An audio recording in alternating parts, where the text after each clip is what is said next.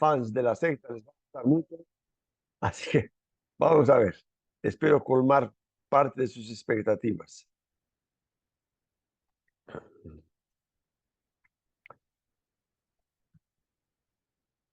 Vamos allá. Ahora sí. A ver si me quito del medio. Aceptar.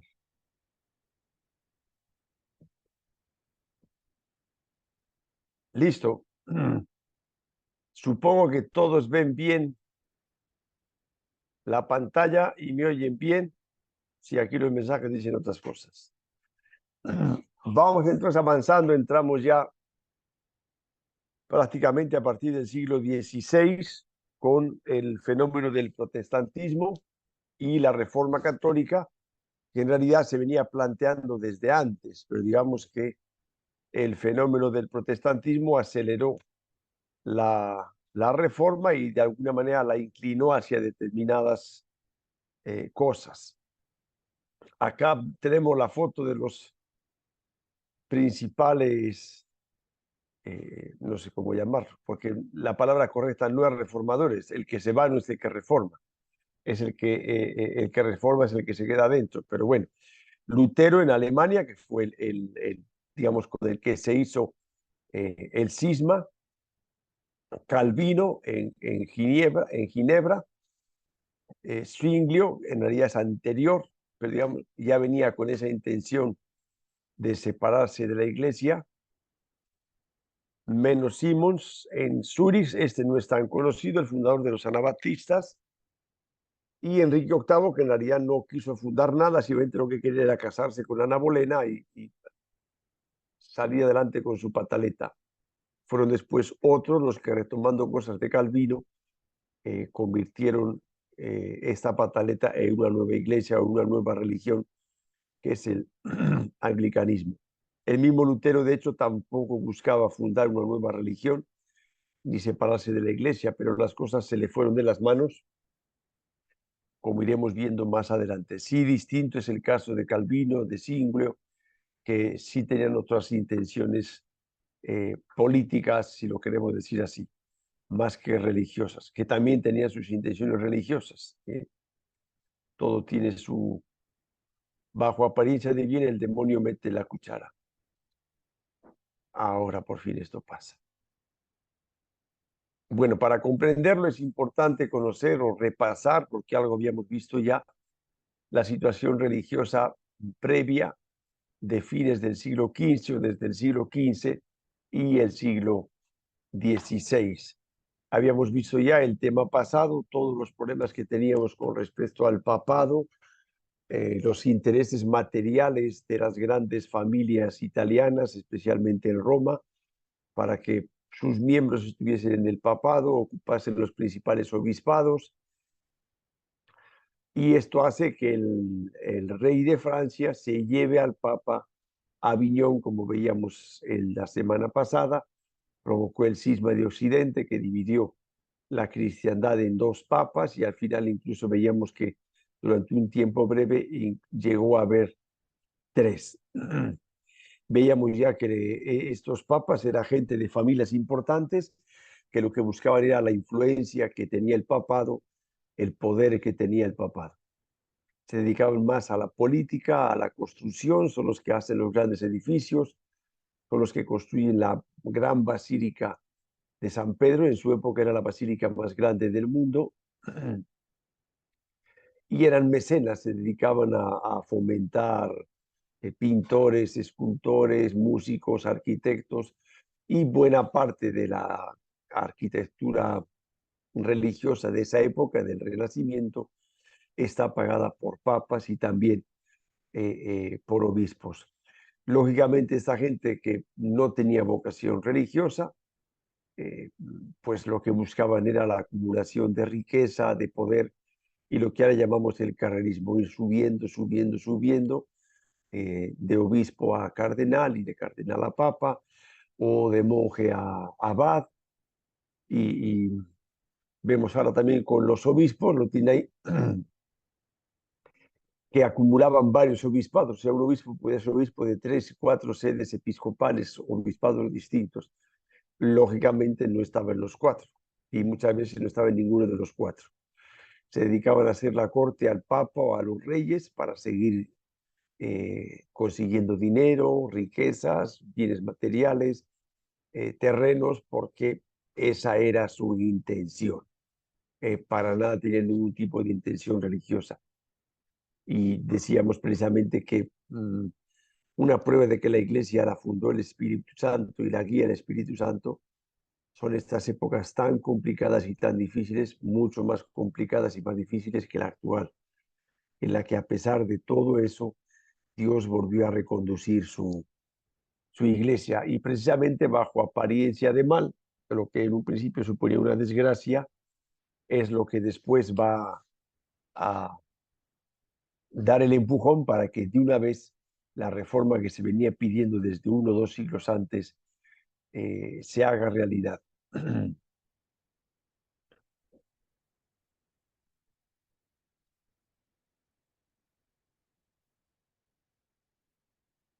Con el clero, lo que llamamos ahora los sacerdotes, pues sucedía algo parecido. Se distingue en esa época todavía clero alto y clero bajo. El clero era muy numeroso porque lo que buscaban era una forma de vivir. Era una manera de ganarse el dinero más o menos honrada. No tenían ninguna formación, no tenían vocación, igual que sucedía, como decíamos, con los obispos, en un porcentaje alto. No quiere decir que todos sean así, pero en un porcentaje alto sí. Y normalmente lo que más llama la atención es precisamente lo escandaloso, lo que no es lo correcto, lo que no es bueno.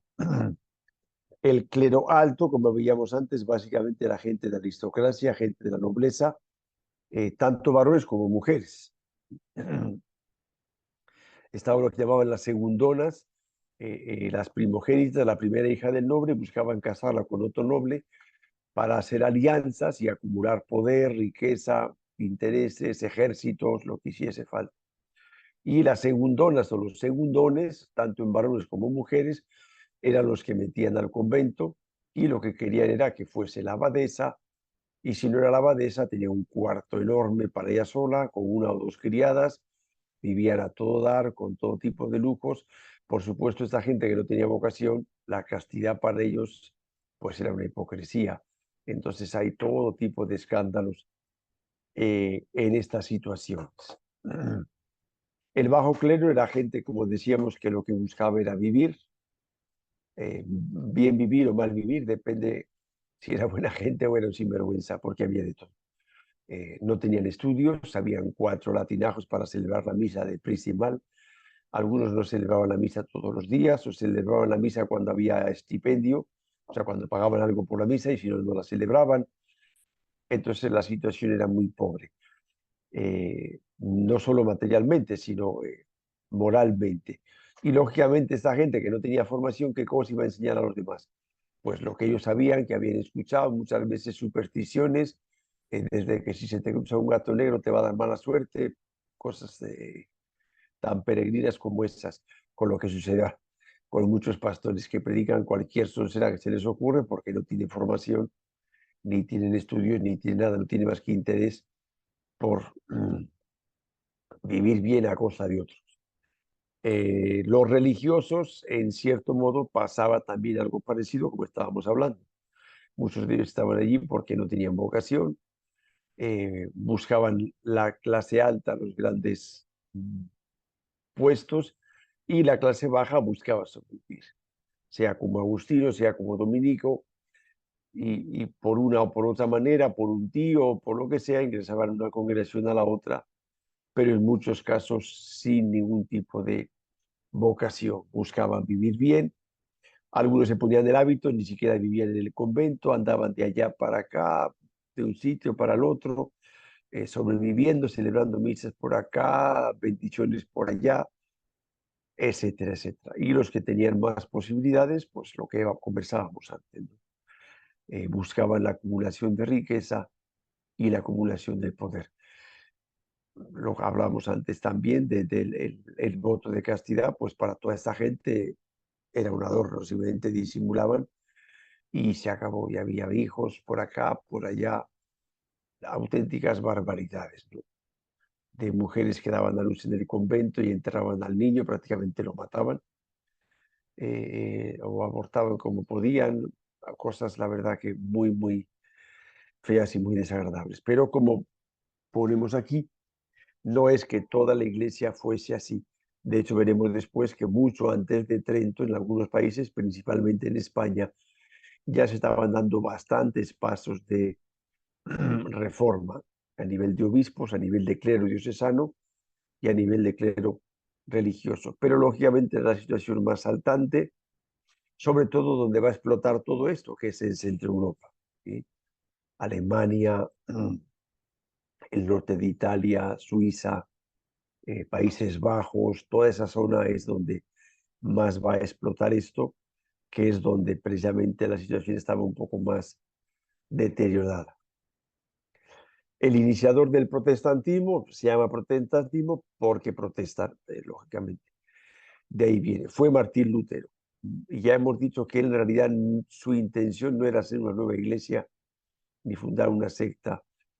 Su intención era de alguna manera denunciar a ciertos abusos de la iglesia, pero las cosas se dieron de tal manera que fue incapaz de retroceder, de echar para atrás, y al final se le fue todo de las manos y se encontró donde no quería estar.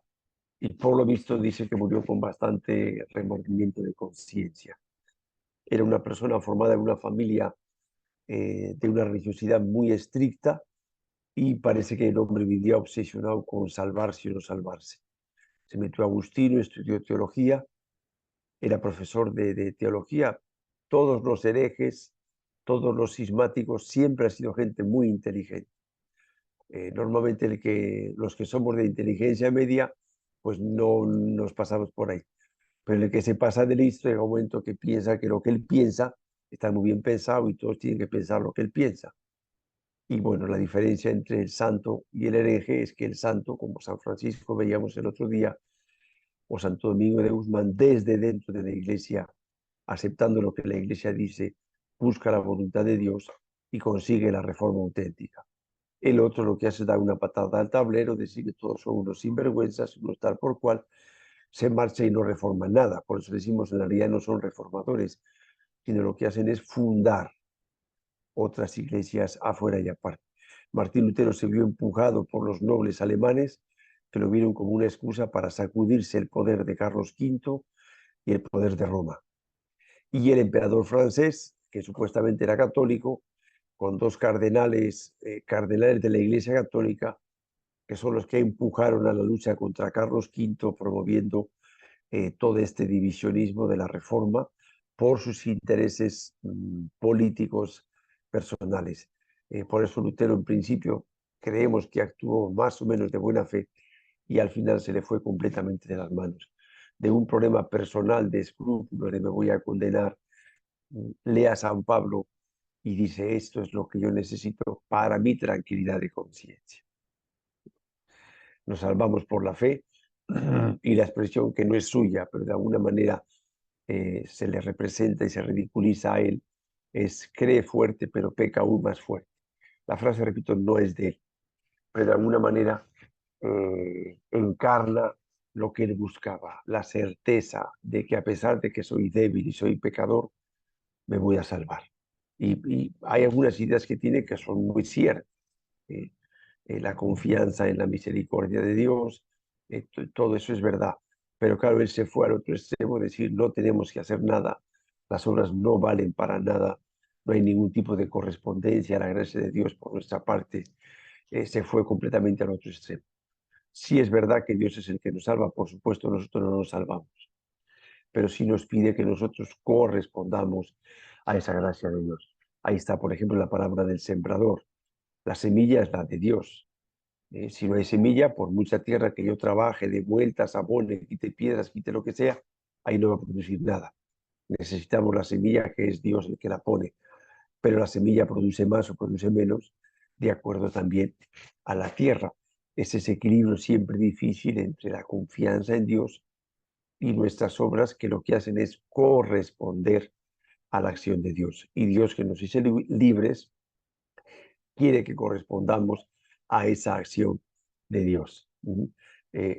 Hay muchas veces, nos pasa a todos, que por problemas nuestros internos filtramos o sesgamos la información, la doctrina y la vida desde mi punto de vista. Y nos falta la humildad suficiente para escuchar al otro, ponernos en las zapatillas del otro y complementar nuestros puntos de vista. La ocasión fueron las indulgencias. Ya decíamos, el Papa estaba empeñado en terminar la Basílica de San Pedro y lógicamente para eso hace falta mucho dinero. Hicieron los jubileos del año 1300, 1350 y los papas se dieron cuenta que el jubileo traía mucho dinero a Roma, venía un montón de peregrinos a ganar el jubileo y lógicamente en comida, en alojamiento, en comprar recuerdos, quedaba mucho dinero. Y parte de ese dinero también se conseguía con las indulgencias. Entonces la indulgencia tiene una parte que yo tengo que poner, eh, que son obras buenas, obras de misericordia, o una limosna para los pobres o una limosna para la iglesia. La parte más importante de la indulgencia no es eso. La parte más importante de la indulgencia es el arrepentimiento interno que yo tengo de los pecados que yo he cometido. Todo pecado tiene dos faltas. La falta infinita, la que yo he hecho a Dios, que no la puedo pagar porque es infinita, por más que yo haga, esa la pagó Jesucristo. Pero el daño que yo he hecho a los demás, ya no a Dios, sino a los demás, yo sí puedo pagar. Y Dios dice, tienes que pagar. Y por eso hacemos penitencia, hacemos buenas obras, rezamos por los demás, ofrecemos la Santa Misa, etcétera, etcétera. Ahora bien, cuando yo me muero, ya no puedo hacer nada de eso. Ahí es donde viene la oración por los difuntos, porque ellos ya no pueden, digamos, pagar el daño que han hecho. La Iglesia, por las buenas obras de los santos, por las obras de penitencia, digamos que tiene energía guardada, si lo queremos concretar así, gracia suficiente. Entonces, de alguna manera ofrece estas gracias que la Iglesia tiene acumulada por los santos para pagar esto que esta pena se llama así, que yo tengo que pagar por mis pecados. Y es donde vienen las indulgencias. Entonces, en primer lugar, la indulgencia sirve de algo cuando yo estoy arrepentido. Si no estoy arrepentido, estoy haciendo el indio, estoy haciendo teatro, pero no sirve de nada. Esa es la parte más importante. Y de todas maneras, yo tengo que hacer una obra de penitencia, de caridad de mi parte. Entonces, una era la peregrinación a Tierra Santa, la peregrinación a Roma, la peregrinación a la tumba del apóstol Santiago en el norte de España, en Santiago de Compostela, distintas peregrinaciones. Otras, además de las peregrinaciones, había obras de caridad a personas necesitadas o a la iglesia para su sostenimiento o la construcción de sus templos. Este era el caso, ¿ya? Entonces, el Papa encarga la predicación de estas indulgencias y digamos que a nosotros a veces nos pasa también, ¿no? Cuando vamos a pedir ayuda para la iglesia porque vamos a arreglar la torre o lo que sea, decimos, el Señor te va a bendecir si tú le ayudas. Por hasta ahí todo está bien. Ahora ya empezamos a decir, cuanto más ayudes, el Señor más te bendice, y ya nos hemos pasado de la raya, ¿no? Ya estamos confundiendo a Dios con un supermercado, con un negocio, con un banco, ya no es así. Lo que en principio tenía buena voluntad de ayudar al sostenimiento o a las construcciones de la iglesia, se está monetarizando, se está metalizando, y esto es lo que denuncia, digamos, principalmente Lutero. Y algunas de estas afirmaciones que decían estos predicadores para animar no a la conversión, sino a pagar, a dar dinero a la iglesia para terminar de construir la Basílica de San Pedro, una basílica hermosa que todos admiramos, pero resulta que no se ha conseguido el dinero, quizá tan santamente como sea, o la intención de la gente era buena, no es tan fácil juzgar las cosas, ¿no? La doctrina, como decíamos, proviene de sus problemas de escrúpulos. Entonces él lee en San Pablo, el justo vive por la fe, se salva por la fe. Entonces él se agarra a eso. Una fe entendida técnicamente se llama como fe fiducial. Es una fe que es básicamente confianza ciega en Dios. De ahí esa frase extrema que se le atañe a él, se le planta a él que no es suya. La de cree fuerte, peca fuerte, pero cree más fuerte. Entonces, no importa lo que hagas, tú crees en Dios y arreglado. Entonces, eh, como digo, esto es un extremo. Solo Dios nos salva, de acuerdo. Y él dice, no importan las obras. Sí importan las obras en cuanto que yo correspondo a esa gracia de Dios. Y la escritura está llena de esto. Pero bueno, en aquella época la tentación era la contraria. Era yo soy el que me salvo, con mis obras, con mi esfuerzo, con mi trabajo, con mi penitencia, con mis indulgencias, con mi librito de devociones. Y claro, se pasó a un extremo y la ley del péndulo en la iglesia y en todos los sitios, Lutero se va al otro extremo. Las obras no valen para nada, se ve que no ha leído la carta de Santiago. Muéstrame tu fe sin obras, que yo con mis obras te mostraré mi fe. Y se va a ese extremo. Solo Dios basta. Solo Cristo es el único mediador. No importa, no existen las mediaciones eclesiales. Podríamos preguntarle entonces, ¿tú qué cosa eres? Más que una mediación, ¿no? Y por supuesto no podemos agarrar la Biblia sin mediaciones, porque todos son mediaciones. La misma Biblia es una mediación, no es Dios mismo.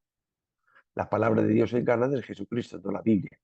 Y toda la Biblia está llena de mediadores, empezando por Abraham, Moisés, Jacob, Isaac, los profetas, los patriarcas, todos son mediadores. Y todos somos mediadores los unos de los otros. Y Jesús eligió a los apóstoles y les fue preparando. Todo está lleno de mediaciones. Pero este hombre, bueno, pues se rayó, no lo sé, y llegó a estos extremos. Y la sola escritura. No importa ni la tradición ni el magisterio. La escritura sin la tradición y sin la iglesia tampoco existe, porque ¿quién ha escrito la Biblia? Está inspirada por Dios, por supuesto, pero está escrita en un contexto, en una comunidad, que es la iglesia. Y la misma iglesia es la que va a ir discerniendo, guiada por el Espíritu Santo, estos escritos.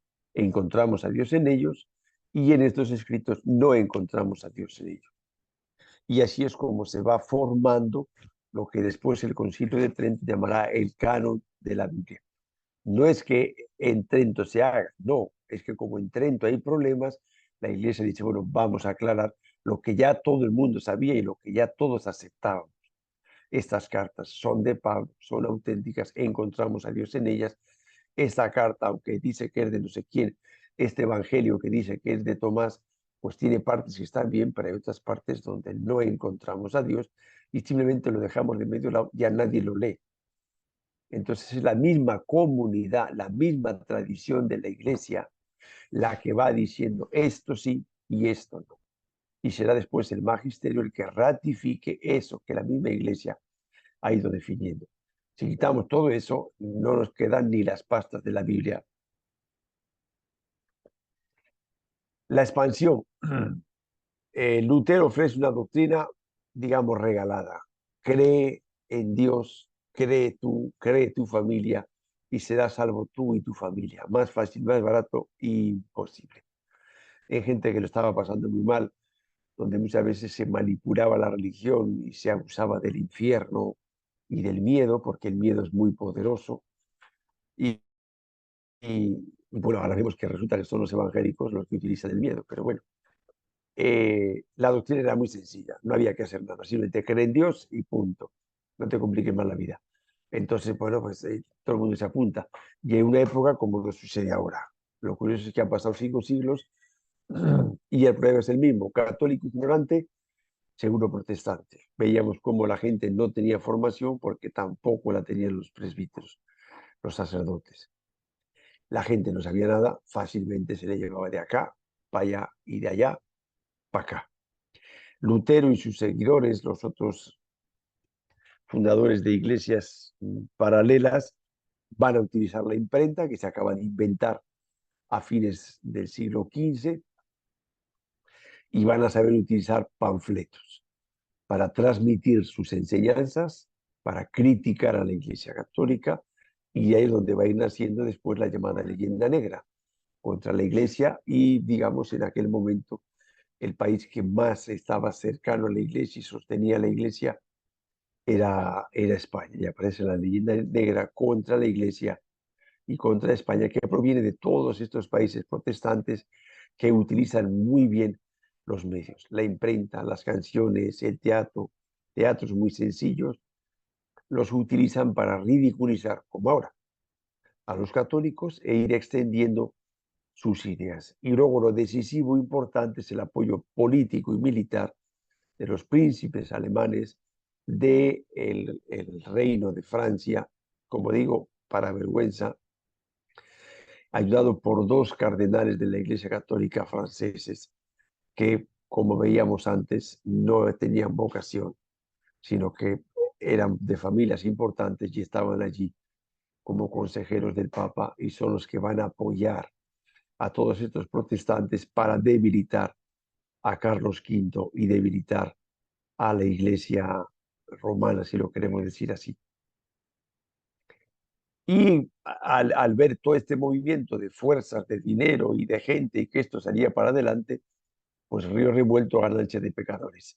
Allí se le juntaron todos estos que veíamos ahora, Calvino, Singlio, buscando, utilizando esta especie de palanca de los nobles alemanes de toda Centro Europa en realidad, porque Carlos V en aquella época el Imperio Español eh, recogía toda esa parte de Países Bajos, Holanda, Alemania, el norte de Austria, Suiza, toda esa zona, ¿no? Entonces ellos quieren sacudirse esto y la palanca que utilizan, como hemos ido viendo a lo largo de la historia y sigue pasando hasta ahora, quieren manipular la religión para sus fines políticos. Y esto es lo que va a hacer que, como decíamos antes, a Lutero se le vaya de las manos todo. Consecuencia de esto, después de pedirlo muchas veces, Carlos V pide al Papa durante varias veces que convoque un concilio para poner orden en todo este caos. El Papa no se atreve, que sí, que no, está presionado por Francia.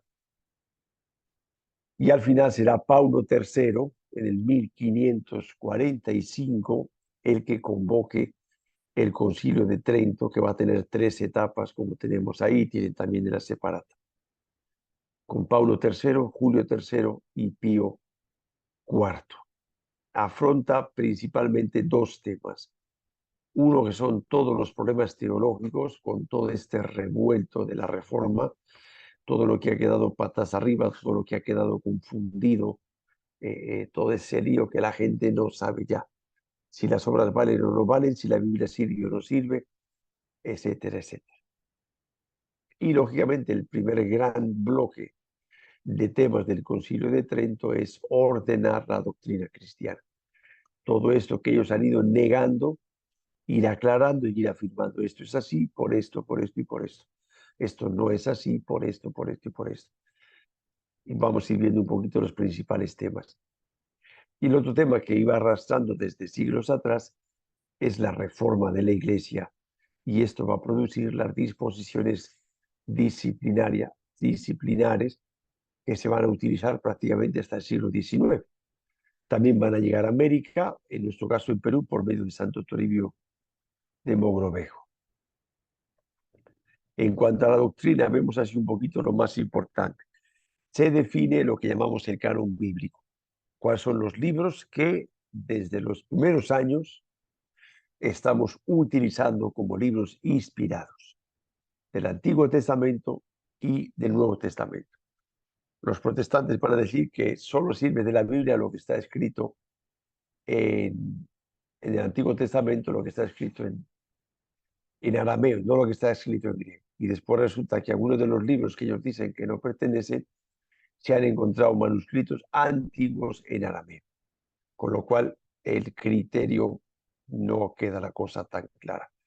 Más parece que lo que queremos es separarnos de los otros y se busca cuando nos queremos separar no lo que nos une, lamentablemente, sino lo que nos divide. De hecho, ahora mismo la mayoría de las Biblias evangélicas contienen el canon bíblico completo.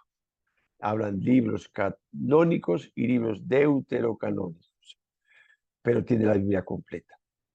Así que ahí está. El otro gran tema es el tema del pecado original, que mortificaba mucho a Lutero y después de él a todos los protestantes, ¿no? Si el pecado original nos hace absolutamente inútiles, perdemos la libertad y no tenemos nada que hacer más que confiar en Dios y Dios será el que nos salve. O el pecado original ha afectado nuestra naturaleza humana, pero no la ha dañado completamente. Tenemos un margen de libertad que tenemos que ir educando desde nuestra infancia. De ahí tan importante la educación de los hijos y por eso volverán a aparecer nuevas instituciones educativas desde los niños, de los jóvenes, no solo en cuanto a conceptos, sino en cuanto a hábitos de vida positivos, lo que se llaman después las virtudes. Entonces, el pecado sí nos afecta, se quita por medio del bautismo, pero no anula completamente nuestra libertad, nuestra naturaleza humana. Queda dañada, pero no completamente anulada. Nosotros podemos ir dando respuesta a lo que Dios nos va pidiendo. Y aparece también lo mismo el tema que veíamos antes de la justificación y las buenas obras. Ese equilibrio que siempre es lo difícil, como veíamos en temas anteriores cuando hablábamos de la herejía, es lo católico. El equilibrio entre los dos extremos. Dios es el que nos salva, pero también pide nuestra correspondencia. Jesús va a multiplicar los panes, pero no convierte las piedras en panes, sino que quiere multiplicar los panes y dice, ¿cuántos panes tiene? Traigan aquí. Pero esto es ridículo, es absurdo, no vale para nada para tanta gente. Tú pon de tu parte, tu miseria, lo poco que tú puedes, y yo me encargaré de multiplicar. Entonces, quien lo multiplica es Dios, pero quiere que yo ponga mis 5 panes y mis 2 peces que no valen para nada. Otra de las cosas, por lo que decía antes, buscamos lo que nos separe y si no, nos lo inventamos. Es el tema de los sacramentos. Lutero era profesor de teología y había escrito sobre la Virgen, va a rechazar la Virgen. Enrique VIII escribe un tratado antes para conseguir el título de defensor de la fe católica sobre los 7 sacramentos. Y después los que van a mangonear la iglesia anglicana son los primeros que van a negar todos los sacramentos. Solo queda el bautismo y todo lo demás, pues o desaparece, o como es el caso de la Eucaristía, que es uno de los grandes temas del Concilio de Trento, dicen que Jesús está presente durante la misa. Se consagra, Jesús está presente, termina la misa y aquello vuelve a ser pan y vuelve a ser vino. Lo que sobra se puede tirar, lo puedes guardar, puedes hacer lo que quieras. Dios ahí ya no está. Y como contraproducción a esto van a aparecer los grandes, la devoción a la Eucaristía, las grandes procesiones del Corpus, que es lo que no me salía, etc. ¿Ya? En el campo de las reformas, pues lógicamente había todo que reformar. Primero los obispos. Es cuando a partir de ahí se dice, el obispo es esposo de una sola novia. Quiere decir que tiene una sola diócesis. Y para toda la vida. Nada de tener 7 diócesis y no tiene ninguna. Tiene obligación de vivir en la diócesis. Y tiene que preocuparse de sus sacerdotes, tiene que tener un seminario de formación para los sacerdotes, para que estén bien preparados, y se busca sobre todo la selección de los obispos, que sean hombres de fe, hombres capaces, hombres íntegros. Y es donde aparecen los seminarios, las catedrales, es la iglesia del obispo. ¿Por qué se llama catedral? Porque la cátedra es una silla especial donde solo se sienta el obispo y desde ahí es donde enseña al pueblo, tiene la obligación de predicar y de enseñar al pueblo. De ahí viene lo de sentar cátedra. Y de ahí mismo viene la palabra catedrático. El catedrático es el jefe máximo de un departamento. no es cualquier profesor. En algunos sitios dicen catedrático, no. El catedrático es el jefe máximo del departamento, es el que más sabe del departamento y él es el que enseña a todos los demás. Y de las catedrales muchas veces van a aparecer escuelas y como veíamos en el tema anterior, de ahí también van a aparecer a veces universidades. Se obliga a la predicación todos los domingos, los tiempos fuertes de Cuaresma y de Adviento. Lógicamente, para predicar hay que prepararse. Aparece la vida común para los religiosos y desaparece lo que se llaman los clérigos vagos. Vago no porque sea un flojo, sino porque va vagando de acá para allá. O tiene una parroquia, o tiene una misión concreta, o tiene una capellanía en un hospital, pero no existe el cura que va por libre. Voy de allá para acá, doy aquí mi charlita, allí mi visita, allí mi bendición. Nadie me controla, nadie sabe lo que hago ni lo que dejo de hacer. Eso se pretende que desaparezca.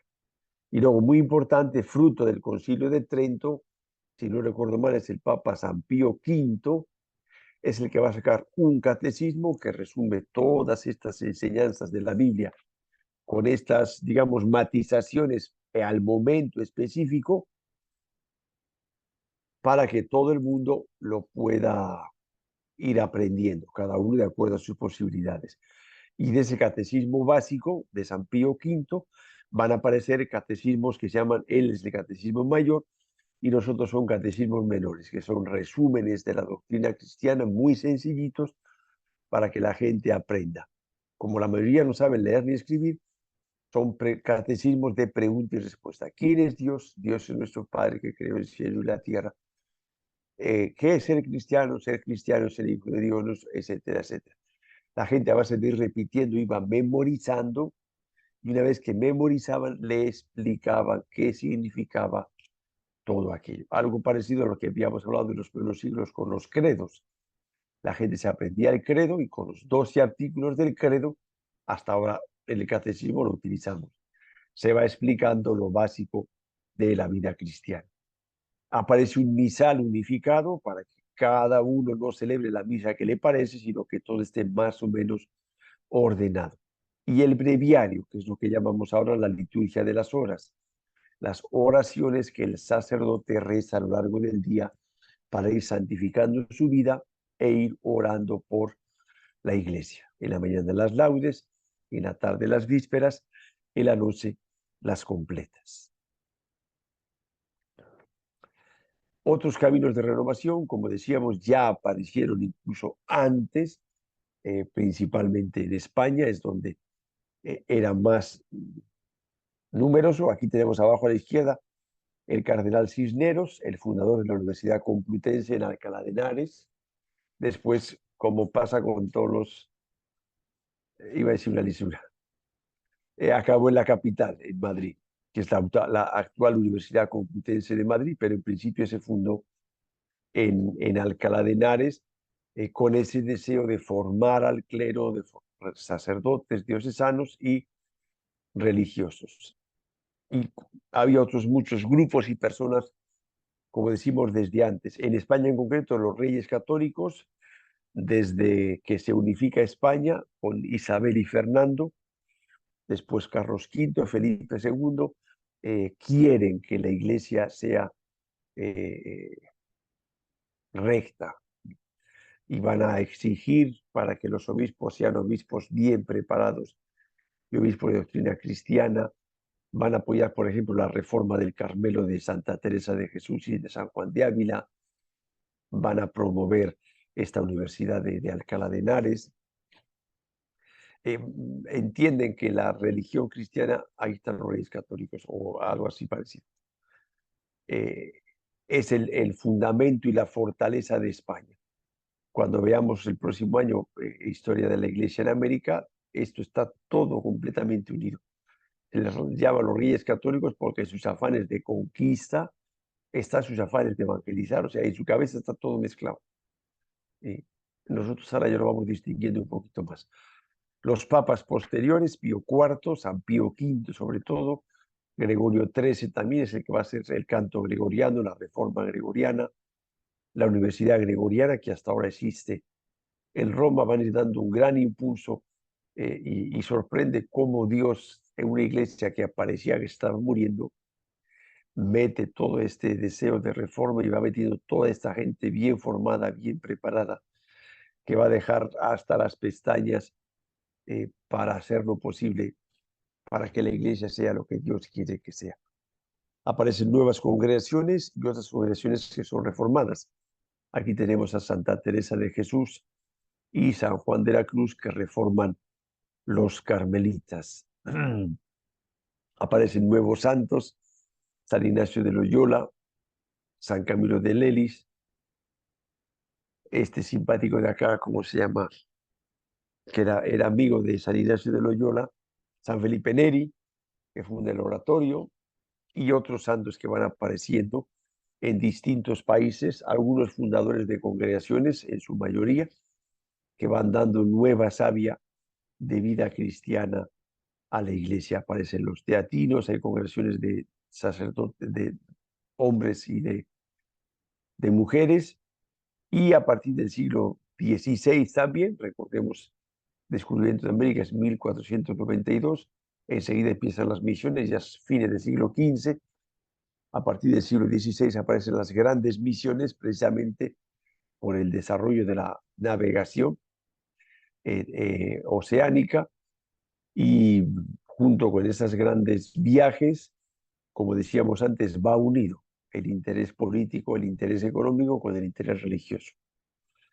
Van también estas grandes evangelizaciones de dos continentes inmensos, como son América y Asia.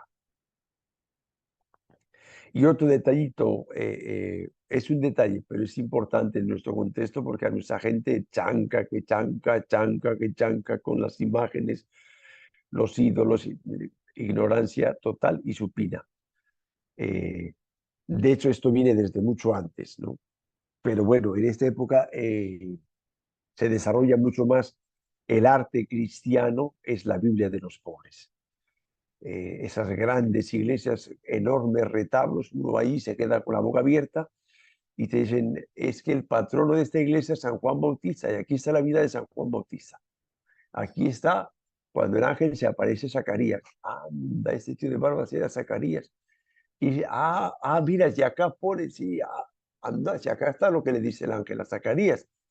Y en este otro cuadrito de acá está cuando el ángel se aparece a María.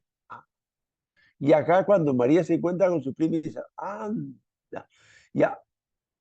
¿Y cómo sabía la gente la vida de San Juan Bautista? Porque lo tenían ahí retratado. No tiene nada que ver ni con idolatría ni con nada de nada. Adornaba y a la gente le enseñaban por medio de eso. En nuestro contexto en la selva central, por ejemplo, las cruces de carnaval, que celebran normalmente en el mes de marzo, están en los cerros. Es una catequesis, está en el cerro. ¿Por qué? Porque los antepasados adoraban los sapos, los cerros. ¿Por qué la cruz es verde? Símbolo de esperanza. En la cruz está la corona de espinas, la lanza, la escalera, el gallo de Pedro. Es toda una catequesis, no es una cruz de adorno. Todo eso se utilizaba como catequesis en los templos antiguos, en Lima, en Cusco, incluso en Huancayo, que no es tan antiguo, Huánuco, Arequipa, Trujillo, etcétera, etcétera. Encontramos esos retablos llenos de imágenes. Como uno no sabe, pues mira, se queda con la boca abierta, con cara de sonso y ya está. Pero si hay alguien que te explique, dice, anda la leche. Por ejemplo, este retablo que tenemos aquí, a la izquierda, esta es la puerta de Jerusalén. Jesús va cargando el palo transversal de la cruz, no el vertical. Y si se fijan, aquí pone INRI. Acá es Jesús que resucita. Y este de aquí, a ver quién adivina quién es. Le está botando de la boca de una ballena. Ya supongo que Martín ya sabe quién es. Al tercer día resucitará. Entonces está simbolizando la resurrección de Cristo precisamente con el profeta que no quiso ir a Nínive, le comió el cetáceo y al tercer día le botó a la playa. No digo el nombre para mantener la emoción. Aparte que tampoco me acuerdo yo ahora del nombre. Pero bueno, mediante un tríptico enorme, que esto además se doble y se cierra, se abre y a la gente se le va explicando. El que sabe leer tiene las letras. El que no sabe leer, a través de esto se le explica cómo la pasión de Jesucristo, el misterio central del cristianismo, la pasión, la muerte, la resurrección del Señor, que ya estaba preanunciada de muchas maneras. Una en concreto es mediante este profeta simpático que empieza por J y termina por S. Así que con esto por hoy yo creo que nos vale. Y no sé dónde estoy yo. Ahí está.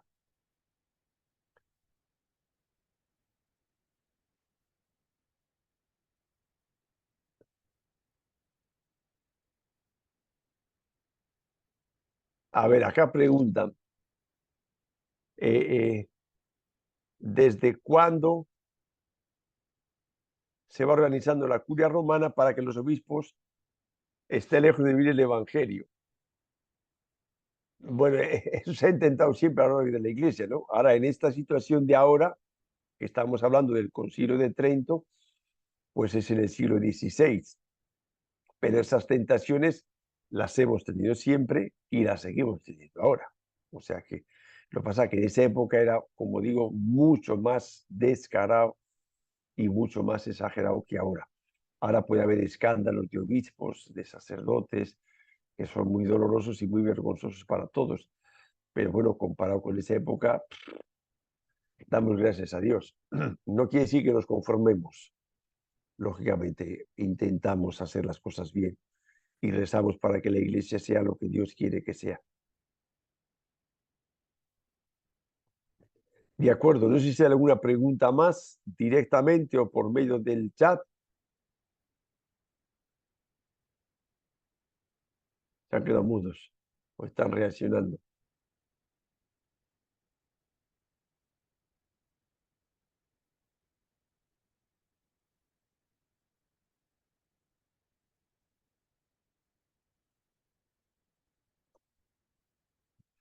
Padre Alfonso, buenas noches.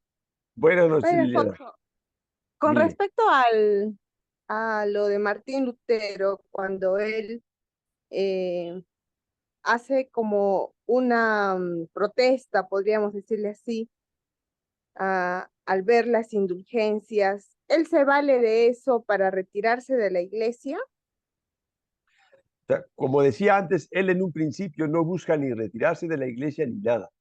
Él está haciendo una denuncia de algo que él considera que está mal y de hecho de las 95 tesis que puso ahí en la puerta de la iglesia, en algunas tenía razón, en otras no tenía razón. Entonces, él en un principio, como digo, no intenta ni fundar una iglesia paralela ni nada. Él en un principio de buena fe y llevado por un deseo de purificar y de hacer bien las cosas, hace esa denuncia. El problema es los que vienen detrás metiéndole candela, digamos así, hinchándole el pecho para que siga por ahí y no haga caso al Papa. Entonces, cuando él después quema la bula en la que el Papa le pide que se retracte de todo eso, que vaya a Roma, que se retracte de todas sus afirmaciones, ahí es donde, digamos, prende ya la chispa y se genera completamente la división. Pero todo eso va a venir después, como decíamos antes, por todos estos nobles del centro de Europa que quieren la lucha para sacudirse la influencia de Roma y la influencia del imperio español de aquella época. Por eso al mismo Lutero se le fue todo de las manos. De hecho, hay biógrafos que dicen que murió con mucho cargo de conciencia, de si lo que había hecho era realmente lo que Dios quería o no quería. Y por eso el Papa Francisco en alguna ocasión, y creo que el Papa Juan Pablo II también ha dicho, o sea, que en un principio la intención de Lutero era buena y era religiosa. Al final se subió a un barco donde le empujaron todos, tira para adelante. Él es el que fue dando la cara y se vio arrastrado a lo que él, yo creo que en realidad no quería. De acuerdo. Por Gracias, aquí Padre pregunta, Alfonso. ¿los concilios cuándo se convocan? Antiguamente se convocaban casi siempre cuando había problemas para intentar ordenar y aclarar las cosas. Y ya a partir del concilio, los concilios Vaticano primero y segundo, digamos que no tanto ya es por problemas de herejías, sino que la Iglesia se va dando cuenta que tiene que ir adaptando, no cambiando, adaptando su lenguaje, la forma de presentar las enseñanzas de Jesucristo, porque el mundo cambia mucho y muy rápido, ¿no? Y aparecen nuevos retos que no aparecen en la Biblia. O sea, la Biblia no aparece en la bioética, por ejemplo, no aparecen las nuevas tecnologías, pero como cristianos tenemos que dar una respuesta a eso, ¿ya? Entonces, ahí es donde ya aparece con un planteamiento distinto, no frente a herejías, el Concilio Vaticano I y el Concilio Vaticano II.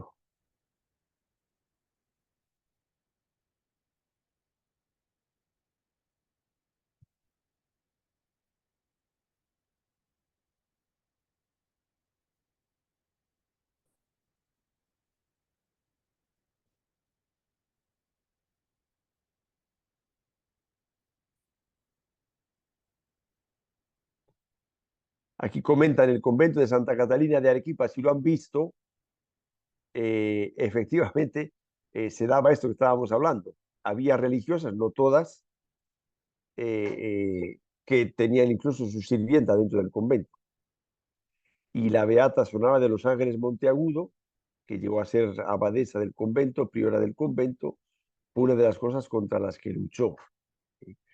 Estas señoronas que vivían dentro del convento, unas como monjas y otras como laicas, tenían su gente, se dedicaban a chismear, a meterse en la vida de todo el mundo, a recibir todo tipo de visitas, y cuando uno visita el convento de Santa Catalina en Arequipa, te cuentan estas cosas. Y entonces lo cierto es que frente a estas cosas tan escandalosas, apareció una santa como es la Beata Sonada de los Ángeles Monteagudos. Si hay una película de ella y hay algún libro, si tiene la oportunidad, les recomiendo que lo lean porque es una especie no sé, de Santa Teresa arequipeña. Es una biografía muy interesante.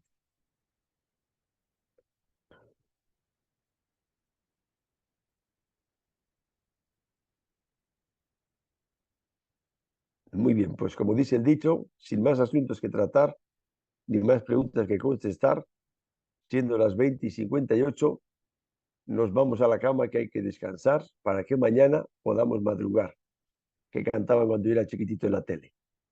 ¿Ya? Gracias por la paciencia. Eh, eh, sigan adelante, sigan leyendo, porque se aprende leyendo. Con esto pasamos el rato, pero poco más. ¿De acuerdo? Y nada, las autoevaluaciones por lo general están bastante bien. Siempre hay algún despistado por ahí que me contesta, no sé qué cosa rara, pero por lo general están bastante bien. Así que nada, seguimos adelante. Nos vemos la próxima semana si Dios quiere. Chao. Gracias, Padre. Buenas De noches, nada. Chao. hermanos y hermanas también.